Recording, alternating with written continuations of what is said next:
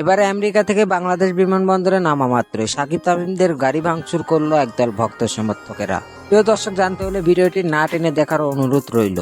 এবারে টি-20 বিশ্বকাপে গ্রুপ পর্ব পেরিয়ে সুপার 8-এ জায়গা করে নিয়েছিল বাংলাদেশ। সুপার 8-এ অস্ট্রেলিয়া এবং ইন্ডিয়ার বিপক্ষে পরাজিত হলেও সেমিফাইনালে খেলার সুযোগ ছিল বাংলাদেশের। সেমিফাইনালে কোয়ালিফাই করার জন্য আফগানিস্তানের বিপক্ষে মাঠে নেমেছিল বাংলাদেশ।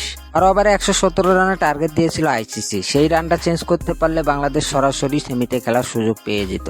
কিন্তু ওই দিনে বাংলাদেশে ক্রিকেটে ঘটে যায় অনাকাঙ্ক্ষিত একটি ঘটনা। 12 ওভারে রান তো চেঞ্জ করতেই পারেনি বাংলাদেশ, উল্টো ম্যাচ হেরে বাঙালি জাতিকে লজ্জায় ফেলে দেয় ক্রিকেটাররা। এবার ক্রিকেটাররা আমেরিকা থেকে ফেরা মাত্রই বিমানবন্দরে ঘটে গেল অনাকাঙ্ক্ষিত একটি ঘটনা। এবার রাগে ক্ষোভে তামিম মাহমুদুল্লাহদের গাড়ি ভাঙচুর করেন একদল ভক্ত সমর্থকেরা। ক্রিকেটারদের সাথে এমন ব্যবহার করাটা ঠিক হয়েছে কিনা আপনারা সবাই কমেন্ট করে জানাবেন।